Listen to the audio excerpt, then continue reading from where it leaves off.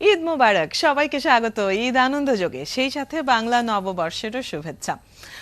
ঈদের এই বিশেষ আনন্দযোগে আজ আমাদের সাথে অতিথি হয়ে এসেছেন দুজন প্রিয় সঙ্গীত শিল্পী অবন্তী সিথি এবং মাহাতিম সাকিব। তাদের ঈদের কাজ নিয়ে গল্প হবে, আড্ডা হবে, আর পুরো আয়োজনে আপনাদের সাথে আমি রুবাইয়াত অদিতি তো রয়েছি। চলুন আমাদের অতিথিদেরকে স্বাগত জানাই। ঈদ মোবারক এবং শুভ নববর্ষ।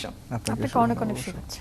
আমরা আপনাদের ঈদের কাজগুলো নিয়ে তো জানবই, তবে এবারের ঈদে চলচ্চিত্রে যেসব গান আমরা পেয়েছি সেই গানগুলো নিয়ে একটা প্রতিবেদন দেখে তারপর আড্ডায় আসতে চাই। সিনেমা নিয়ে যেমন দর্শকদের উন্মাদনা থাকে, তেমনি গান নিয়ে থাকে বাড়তি আগ্রহ। এবারের ঈদেও মুক্তির তালিকায় থাকা সিনেমা নিয়ে আলোচনার পাশাপাশি সাড়া ফেলেছে বেশ কিছু সিনেমার গান। চলুন দর্শক দেখে নেই প্রতিবেদন।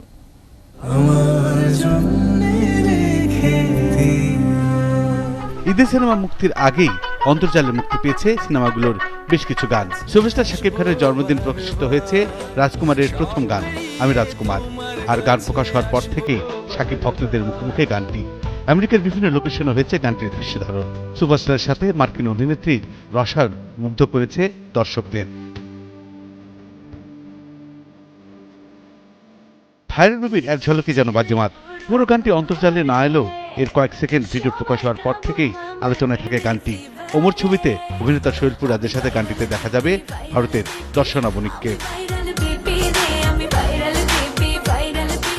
ভাইরাল বেবিটা তো অলরেডি একটু প্রোমোতে আমরা একটু ছেড়েছিলাম, তো যারা আমার ফ্যানরা আছে, যারা ডান্স করতে পছন্দ করে তারা ভীষণ পছন্দ করবে, বিকজ মিউজিকটা অনেক অনেক মজার একটা মিউজিক হয়েছে। লিখেছে আমাদের জনি হক ভাইয়া, আর মিউজিক করেছে স্যাভি। গিয়াসউদ্দিন সেলিমের সিনেমা কাজল রেখা। মূলত সিনেমাটির বেশ কয়েকটি গান প্রকাশের মধ্যে দিয়েই শুরু হয়েছিল কাজল রেখার প্রচারণা। ইতিমধ্যে দর্শকের পছন্দের তালিকা রয়েছে কাজল রেখার গান। ছোট করে কেন কোনা কথা ঘুমাইলা ঘুমাইলা রে বন্ধু পান খাইলা না। সিনেমা মুক্তির আগে প্রকাশ্যে আসে লিপস্টিক সিনেমার আইটেম গান বিশামাল। গানটিতে আলু ঝলমল সেটে কোমর দড়িয়েছেন পূজা চেরি। স্নেহা ভট্টাচার্যের গাওয়া গানটিতে পূজা তার রূপের আগুনে বিশামাল করতে পারে এবারের ঈদে।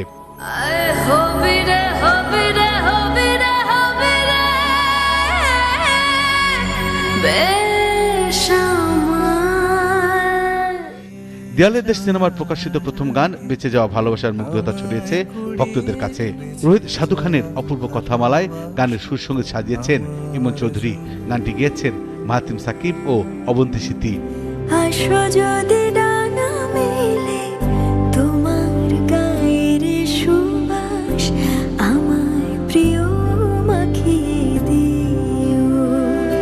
মায়া দ্য লাভ সিনেমার গান ভালোবাসায় প্রবলেম।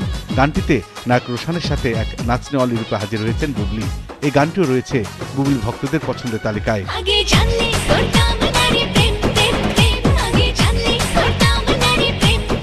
ঈদের সিনেমা দেখার পাশাপাশি এখন ভক্তদের মধ্যে চলছে তার প্রিয় তারকার গানটিকে এগিয়ে রাখার প্রতিযোগিতা।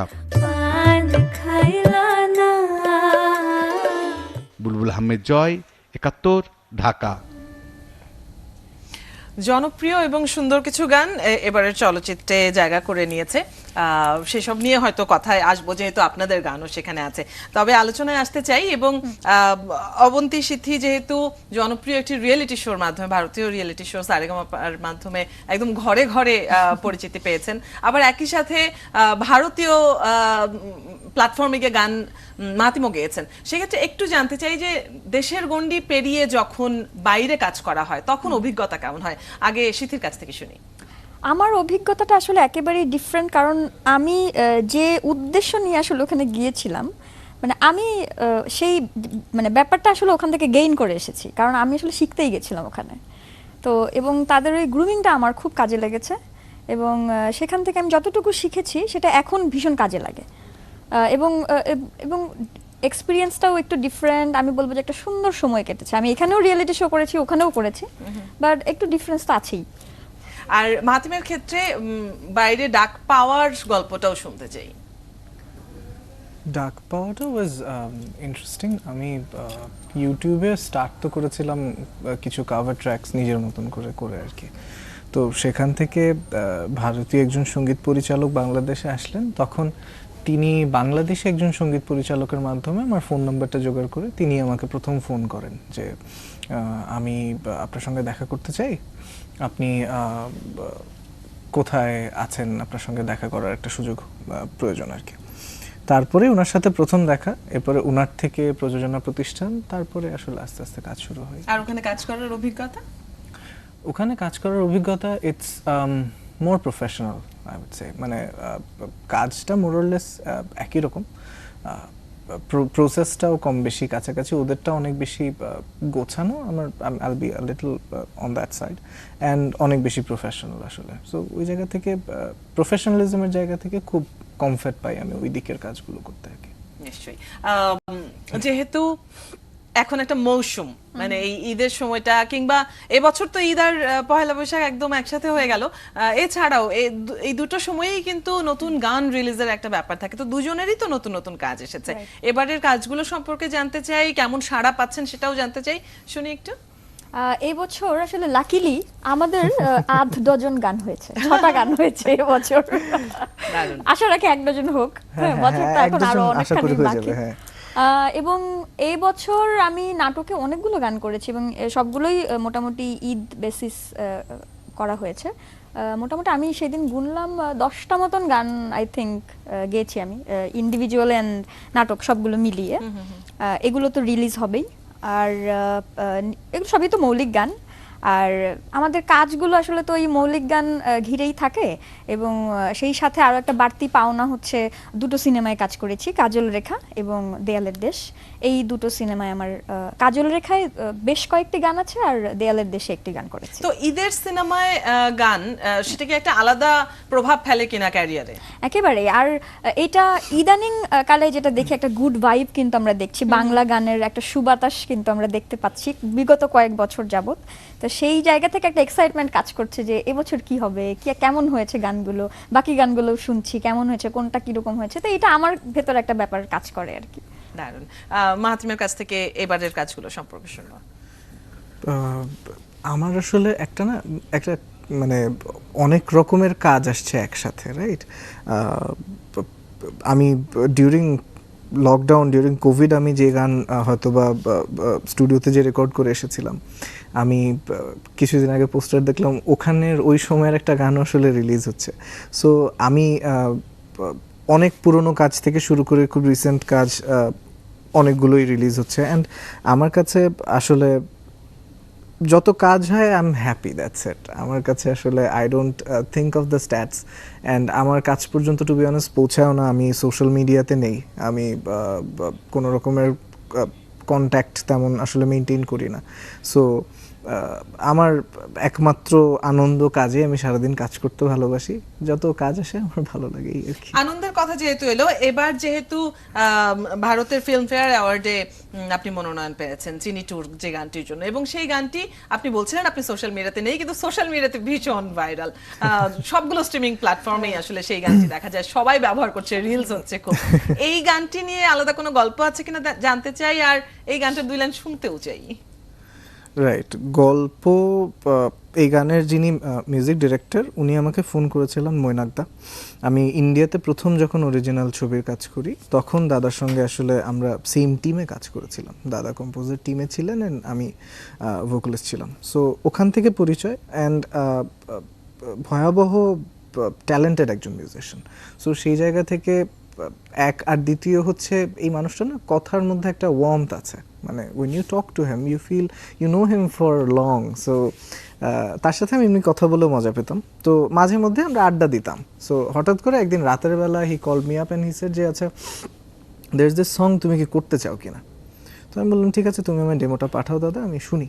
তো ডেমো শোনার পরে আই ওয়াজ সো মেসমেরাইজড যে I really wanted to add this song to my catalogue, মানে I really wanted to be the vocalist of this song. So আমি দাদাকে ফোন করে বললাম, দাদা, no matter what you do, you have to make sure I sing this song. It has to be a solo. I have to sing this song at any cost.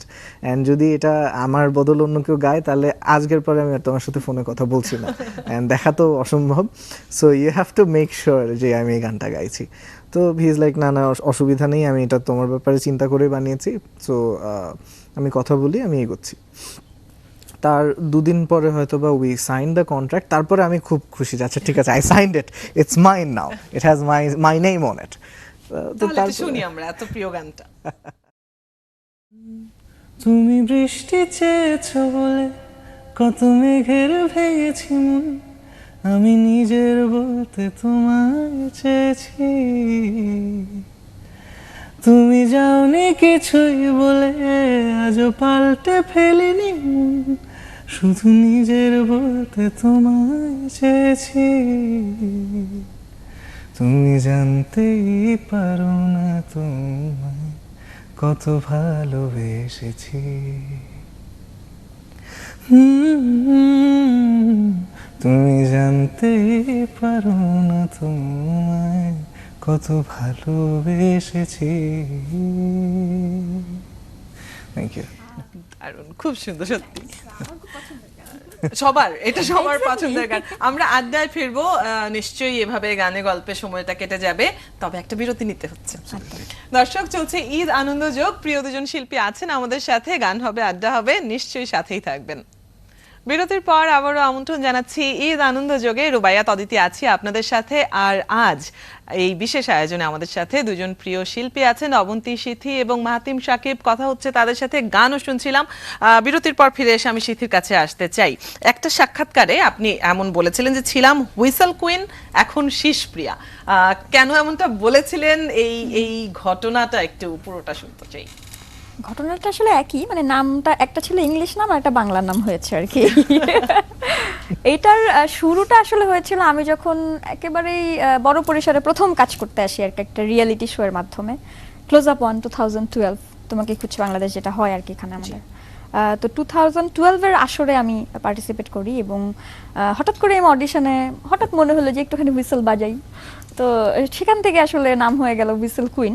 তো এরকম দেখা যেত যে তখন আমি ফিল করলাম নতুন যে মেয়েরা যে হুইসেল বাজায় এটা একটু এক্সেপশনাল, মানে সচরাচর দেখা যায় না এটা। তো তখন প্রথম আমি এক্সপ্লোর করি নিজেকে যে আমি হুইসেলটাও বাজাতে পারি। তো এরকম প্রত্যেক পর্বেই কোনো না কোনো গানে কোনো না কোনো জায়গাতে আমাকে দিয়ে দেওয়া হতো যে এই জায়গাটা হুইসেল বাজাও। তো সেখান থেকে আমার নাম হয়ে যায় হুইসেল কুইন। অ্যান্ড দেখলাম যে এই ব্যাপারটা দিয়ে মানুষ আমাকে একটু আলাদা করে অ্যাটেনশন দেয়। তো সেই জায়গা থেকে আমি প্রত্যেকটা গানেই নিজের সিগনেচার রাখার জন্য এটা আমি ইউজ করতাম। তো যখন থেকে আমি কন্টেন্ট বানানো শুরু করলাম, তো একটা কন্টেন্ট তো দেখা গেল যে অনেক বেশি ছড়িয়ে গেল ওই সময়, 2016-এর কথা বলছি। তো ওই একটা ভিডিওর জন্যই আসলে আমার পুরো ক্যারিয়ার চেঞ্জের জন্য দায়ী আসলে একটা ভিডিও। ছিলাম টিচার, দেন আস্তে আস্তে হয়ে গেলাম আর কি ফুল টাইম মিউজিশিয়ান। তো ওই একটা ভিডিও যখন ওপারেও খুব ছড়িয়ে গেল, দেন ওদের স্টেজে আমি কাপ পারকাশন বাজানোর জন্য যাই এবং তার পরের সিজনে প্রতিযোগী হয়ে আমি ওখানে পার্টিসিপেট করি জি বাংলা সারেগামাপা 2018-19 আসরে। দেন ওখানে গিয়েও আমি যখন আবার সেই একই কাজ করি ওদের স্টেজে, তো ওখানে নাম হয়ে যায় শীষপ্রিয়া। তো হুইসেল কুইন টু শীষপ্রিয়া। জার্নিটা কিন্তু সুন্দর, আর সিগনেচার একটা তৈরি হয়ে যাওয়া, এটাও একটা বড় ব্যাপার। আপনার শুরুর গল্পটা শুনছিলাম, মাহাতিমেরও শুরুর গল্পটাতে আসতে চাই। আপনার শুরুতে আপনি এখন তো প্রচুর মৌলিক গান করা হচ্ছে, কিন্তু কাভার্ড সং দিয়েই তো শুরু করেছিলেন। পুরোনো দিনের গানগুলো আপনার কণ্ঠে আবার নতুন করে শ্রোতারা শুনেছে, একটা ভালো লাগার জায়গা তৈরি হয়েছে। তো কি ধরনের গান আসলে কাভার করতে পছন্দ করেন, বা যদি শিল্পীর কথা বলি, এমন কোনো পছন্দের শিল্পী আছেন যার গানগুলো কাভার করতে বেশি স্বাচ্ছন্দ্য বোধ করেন? স্পেসিফিক্যালি সেরকম নেই। আমার টু বি অনেস্ট, আমার কানে শুনে যেটা ভালো লাগে আমার সেটাই গাইতে ইচ্ছে করে ক্যামেরার সামনে এসে। এখন যদিও বা সেই জায়গাতে কিছু লিমিটেশন চলে এসছে, অনেকে এখন অনেকভাবে দেখতে চান, অ্যান্ড তাদের দেখাটার উপরেই আসলে মোটামুটি আমার আর্টটা বা আমার মোটামুটি পরিচিতি, ভালোবাসা যেটা পাই বা কাজ যেটা করি সব কিছুই আসলে ওইটার উপরে অনেকখানি ডিপেন্ডেন্ট। সো ওইটাও মাথায় রাখতে হয়। বাট আমার আসলে নিজস্ব যে প্লেলিস্ট, আমি সবসময় চিন্তা করতাম যে হয়তো ওগুলোই আমি কাভার করব যদি কাভার করতে হয় আর কি।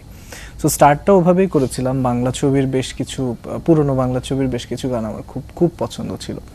So I took an attempt. কলকাতার ভারতীয় বাংলা কিছু গান ছিল, ভারতীয় বাংলা আধুনিক গান যেটাকে বলে আর কি, ওই কিছু গান ছিল, ওগুলো খুব ভালো লাগতো শুনতে।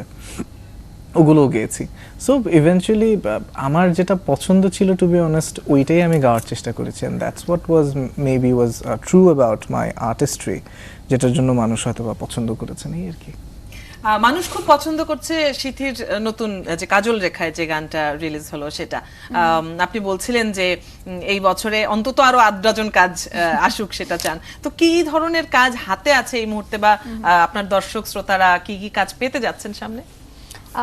ওই তো বললাম নাটকের অনেকগুলো গান হয়েছে, ওর সাথেই আমার গান হয়েছে মোটামুটি 4টা 8 ডজন তো আমার সাথে, আমার ওর সাথে গান আরো হয়েছে। 8 ডজন আমাদের একসাথে।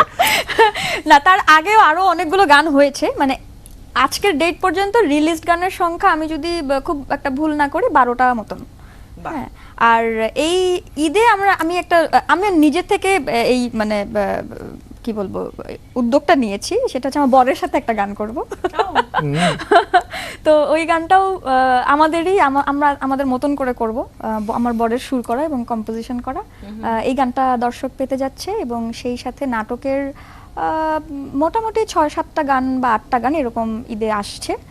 আর সিনেমাতে তো বেশ কিছু গান থাকছেই, আর নিজের ইউটিউব চ্যানেলে একটা গান প্রকাশ করবার ইচ্ছা আছে, বাট সেটা একটুখানি স্পেস দিয়ে, কারণ অনেকগুলো গান একেবারে চলে আসছে, সো স্পেস পাচ্ছে না কোনো গান মানে দর্শকদের কাছে পৌঁছানোর, তো একটুখানি স্পেস দিয়ে ওই গানটাও রিলিজ করব। পাবলিক ডিমান্ডের জন্য কাজল রেখার গানটা কি একটু শুনবো? নিশ্চয়ই। ইন্টারেস্টিং পার্ট হচ্ছে কাজল রেখাতে আমি শুধু গান গাইনি, আর একটা ইন্টারেস্টিং কাজ করেছি, জীবনে প্রথমবারের মতন আমি ডাবিং করেছি। আচ্ছা, সেটা হচ্ছে কাজল রেখাটা পাখি আছে, খুব দুষ্টু পাখি, তো সেই পাখির ডাবিংটা আমি করেছি। ইন্টারেস্টিং সত্যি। হ্যাঁ, ভীষণ ইন্টারেস্টিং। আর আমার খুব দেখার ইচ্ছে আছে কাজল রেখা, আর কাজল রেখা যে তার ভয়েসের বেশ কিছু গান আছে, সেখান থেকে একটা গান আমার খুব পছন্দের, গানটা একটু শোনাই। কন্যা আকে গো কন্যা আকে গোয়াল পোনা, গিরি লক্ষ্মীর পাড়া গোয়াকে আকে ধানের সরা, কন্যা আকে গো কন্যা আকে। দাসী যায় গো শাক তুলিতে গোসলা ঘরের পাশে, শাকের মাথায় বাঘের পাড়া সৈঙ্কা সৈঙ্কায় উঠে। দাসী যায় গো শাক তুলিতে গোসলা ঘরের পাশে, শাকের মাথায় বাঘের পাড়া সৈঙ্কা সৈঙ্কায় উঠে। দাসী আকে গো দাসী আকে গোয়াল পোনা, কাকের ঠ্যাং বকের ঠ্যাং আকে বাঁকা তেড়া। দাসী আকে গো দাসী আকে। খুব সুন্দর। আর লিরিকটা অন্যরকম না? খুব সুন্দর। আপনাদের দুজনের একসাথে কাজ নিয়ে কথা হচ্ছিল, তো এখানে একটু জানতে চাই যে আপনাদের মধ্যে কি এই কাজ করতে গিয়েই পরিচয় হয়, নাকি বন্ধুত্ব ছিল গানের সূত্রে বা কোনোভাবে আগে থেকে? একে অন্যকে যদি মূল্যায়ন করতে বলি শিল্পী হিসেবে, সেটাই বা কিভাবে করবেন? আগে মাহাতিমের কাছ থেকে শুনি।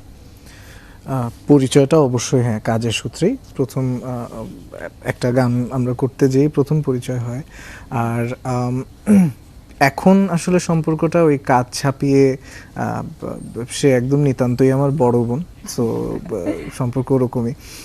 যেমন আমি তার বিয়েতে দাওয়াত পেয়েছিলাম, তার বিয়েতে তার বরের জন্য সে একটা এন্ট্রি সংও রেডি করেছিল। এটা ইনসাইট, আমি জানি না খুব বেশি মানুষ জানে কিনা, সো ফাঁস করে দিলাম। হ্যাঁ, না জানে, এখন মোটামুটি সবাই জানে। হ্যাঁ, সো এটা একটা বিষয়। আর পরের ব্যাপার যেটা, সেটা হচ্ছে যে আমি ব্যক্তিগতভাবে তার গান প্রচন্ড পছন্দ করি, মাই প্লেজার। প্রচন্ড পছন্দ করি। I am a huge fan of my sister, so touch wood, perfect. Thank you. আপনাদের দুজনের ডুয়েট গানগুলোর মধ্যে কোন একটির সম্ভবত মিউজিক ভিডিওটার নির্দেশনাও মাহাতিম শাকিব দিয়েছেন। তার নির্দেশনায় যে কাজ হয়েছে সেটা কেমন হয়েছে? ওটাই আমাদের প্রথম কাজ। আচ্ছা, ইনফ্যাক্ট আমি জানতামও না, সেটা আমি সেদিন জানলাম যে আচ্ছা এটা পুরোটাই মাহাতিমের প্রোডাকশনের কাজ ছিল আর কি। এনিওয়ে, বাট ওইটা আমার মানে হয় না যে পছন্দের কিছু পছন্দের গান থাকে, ওই গানটা আমার পছন্দের গান। আর ওর গান তো আমি অনেকদিন আগে থেকে শুনে আসছিলাম, এন্ড ভয়েসটা আমার ভীষণ পছন্দ হয় না। কিছু গান মানে কিছু ভয়েস কানের মধ্যে দিলে কোথাও একটা হারিয়ে যাওয়া যায়, বা একটা সুদিং ব্যাপার, তো ওর মধ্যে এই ব্যাপারটা খুব মানে আছে, এবং মানে I am fan of you, মানে সত্যি সত্যি তাই। এবং দেখা গেল যে ওর সাথে ফাইনাল আমার একটা কাজ হলো, এবং গানটাও আমার খুব পছন্দের গান, এবং তারপর থেকে একের পর এক খুব ভালো কিছু কাজ ওর সাথে আসলে আমার হয়েছে। উই ওয়ার ভেরি ফরচুনেট, আমরা অনেক ভালো কিছু কাজ শেয়ার করেছি। ব্রেকের সময় আমি একটা আবদার জানিয়ে রেখেছিলাম যে আপনাদের দুজনের যে ডুয়েট গুলো হয়েছে, যেহেতু এতগুলো হয়েছে, তার মধ্যে আপনাদের যেটা দুজনেরই ফেভারিট সেটা আমরা একটু শুনতে চাই। আমরা আড্ডার একদম শেষ ভাগে চলে এসেছি, তো বিদায় নেবার আগে একটু ছোট্ট করে শুনবো দুজনের গান। নিশ্চয়ই, মানে আমি বলবো যে এই কাজটা আমার জন্য খুব চ্যালেঞ্জিংও ছিল এবং খুব ইন্টারেস্টিং একটা কাজ ছিল। ভীষণ মিষ্টি গান, আমাদের খুব পছন্দের সোমেশ্বর অলি ভাইয়ের লেখা পাখি সাজিদ পাখি ভাইয়ের, মন, সাজিদ এবং ভাইয়ের। সাজিদ খুব ভাইয়ের জনপ্রিয়তা হ্যাঁ, পেয়েছে। সাজিদ ভাইয়ের কম্পোজিশনে, এবং গানটা গাইতে মানে আমার এখনো ভয় লাগে। মনে হলোই ভয় লাগে। আমি মনে হয় যে এই গানটা আমার জীবনের সবচেয়ে বেশি সময় নিয়ে রেকর্ড করেছি।